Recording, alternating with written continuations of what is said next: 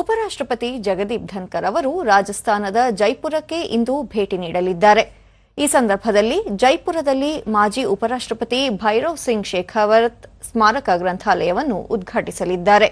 ಭೈರೋನ್ ಸಿಂಗ್ ಶೇಖಾವತ್ ಅವರ 15ನೇ ಪುಣ್ಯತಿಥಿಯ ಹಿನ್ನೆಲೆಯಲ್ಲಿ ಉಪರಾಷ್ಟ್ರಪತಿ ಜಗದೀಪ್ ಧನ್ಕರ್ ಅವರು ವಿದ್ಯಾಧರ್ ನಗರ ಕ್ರೀಡಾಂಗಣದಲ್ಲಿ ನಿಗದಿಯಾಗಿರುವ ಕಾರ್ಯಕ್ರಮದಲ್ಲಿ ಭಾಗವಹಿಸಲು ದೆಹಲಿಯಿಂದ ಜೈಪುರಕ್ಕೆ ತೆರಳಲಿದ್ದಾರೆ. ಈ ಸಂದರ್ಭದಲ್ಲಿ ಲೋಕಸಭಾ ಸ್ಪೀಕರ್ ಓಂ ಬಿರ್ಲಾ, ಕೇಂದ್ರ ಪ್ರವಾಸೋದ್ಯಮ ಸಚಿವ ಗಜೇಂದ್ರ ಸಿಂಗ್ ಶೇಖಾವತ್, ರಾಜಸ್ಥಾನದ ಮುಖ್ಯಮಂತ್ರಿ ಭಜನ್ ಲಾಲ್ ಶರ್ಮಾ ಸೇರಿದಂತೆ ಇತರ ಗಣ್ಯ ಅತಿಥಿಗಳು ಭಾಗವಹಿಸಲಿದ್ದಾರೆ.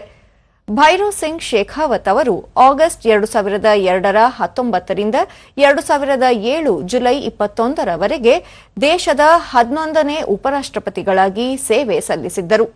1952ರಲ್ಲಿ ರಾಜಸ್ಥಾನ ವಿಧಾನಸಭೆಯ ಸದಸ್ಯರಾಗಿ ಸಾರ್ವಜನಿಕ ಜೀವನದಲ್ಲಿ ತಮ್ಮ ವೃತ್ತಿ ಜೀವನವನ್ನು ಪ್ರಾರಂಭಿಸಿದ ಬಳಿಕ 3 ಅವಧಿಗೆ ರಾಜಸ್ಥಾನ ರಾಜ್ಯದ ಮುಖ್ಯಮಂತ್ರಿಯಾಗಿ ಸೇವೆ ಸಲ್ಲಿಸಿದ್ದರು.